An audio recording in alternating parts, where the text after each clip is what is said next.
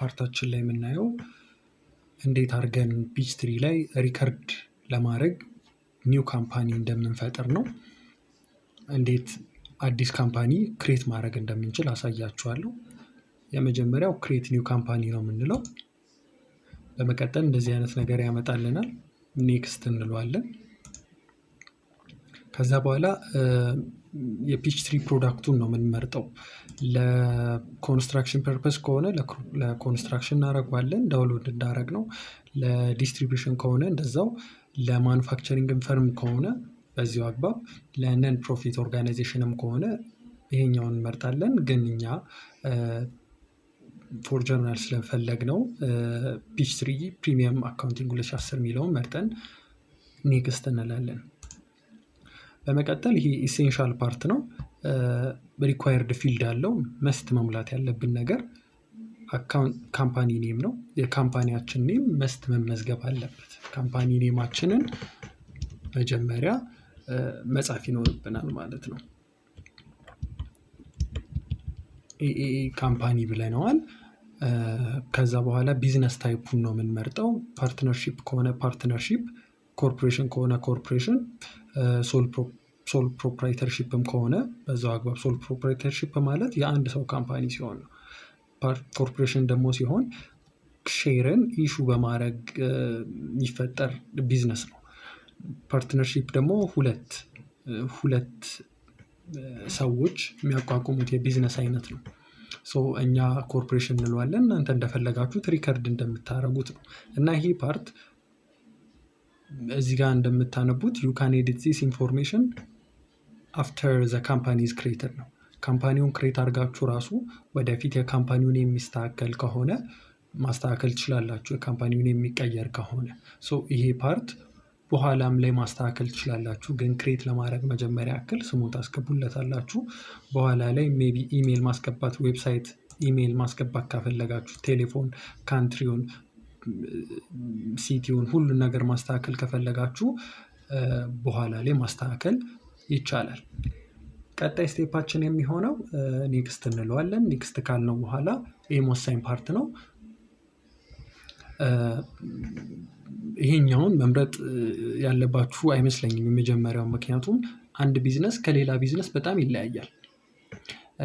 እንዴት ይለያያል? ለምሳሌ አንድ ካምፓኒ የሚሸጠው ፕሮዳክት እና ሌላ ካምፓኒ የሚሸጠው ፕሮዳክት በስም ራሱ ሊለያይ ይችላል። ቻርት ኦፍ አካውንታችንን በራሳችን ነው ቢውልድ ማድረግ ያለብን። ቢውልድ ዩር ኦን ቻርት አካውንት ነው ማለት ያለባችሁ ማለት ነው። ይሄ የሌላውን ነው ኮፒ አድርጎ ያመጣልን። ሞስት ካምፓኒ ዩዝ ያደርጉታል የሚለውን ቻርት ኦፍ አካውንት ኮፒ ላርግ ነው የሚለው። ከሱ ይልቅ ግን ይሄ ነው መሆን ያለበት፣ እየራሳችን ቢውልድ እያደረግን ስለምንሄድ ማለት ነው። በኋላ ላይ ብዙ ኤክሰርሳይሶች ስለምንሰራ ኔክስት እንለዋለን። ይሄኛውንም እንዲሁ እንዳለ ማስኪንጉን ኖ ብለን እናልፈዋለን። ከዛ ይሄ ወሳኝ ፓርት ነው። ምንድነው እዚህ ጋር አካውንቲንግ ሜትዱ አክሩዋል ነው ወይስ ካሽ ቤዝ ነው መሆን ያለበት ነው የሚለው። አሁን ላይ ኢትዮጵያ የምትከተለው ሞስት ካንትሪዎች የሚጠቀሙት አይኤፍአርኤስ ስለሆነ አይኤፍአርኤስ ደግሞ ሪኮመንድ የሚያደርገው አክሩዋል አካውንቲንግ ቤዝ ነው፣ አካውንቲንግ ሜትድ። እና አክሩዋል ሲባል ሬቨኒውን ሪኮግናይዝ የሚያደርገው ፐርፎርማንስ ኦብሊጌሽን ሳቲስፋይ ሲሆን ነው። ኤክስፔንስም በዚሁ አግባብ ማለት ነው። ፐርፎርማንስ ኦብሊጌሽን ሳቲስፋይ ሲሆን ሬቨኒው ሪኮግናይዝ ይደረጋል። ካሽ ቤዝ ደግሞ ካሽን ስንቀበል ነው ሬቨኒው ሪኮግናይዝ የምናደርገው። እኛ ግን አሁን ፕሪንሲፕሉን ነው ተከትለ የምንሰራው። አክሩዋል ነው ሞር። የትኛውም ካምፓኒ ስትሄዱ አክሩዋል ነው የሚጠቀመው፣ ምክንያቱም አይኤፍአርኤስ ነው አሁን ላይ ሞር ዶሚናንቱ ማለት ነው። እና ኢን ፕሪንሲፕል እንደዚህ በኮመን ሴንስ ካሽ ልንል እንችላለን። ካሽ ስንቀበል ነው ሬቨኒውን ሪኮግናይዝ የምናደርገው።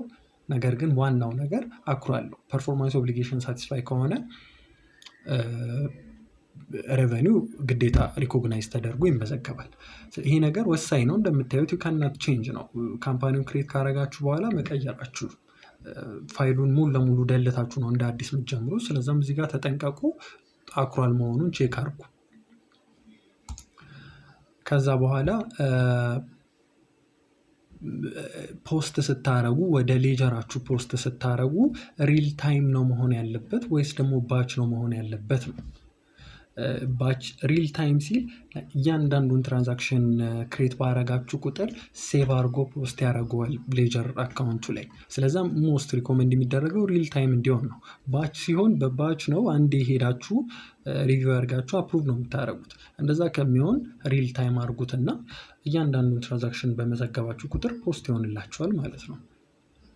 ይሄ ነገር በኋላ ላይ መቀየር ትችላላችሁ። መቀየር የሚቻል ነገር ነው ፖስቲንግ ሜትዱን ማለት ነው። ኔክስት ትሉታላችሁ።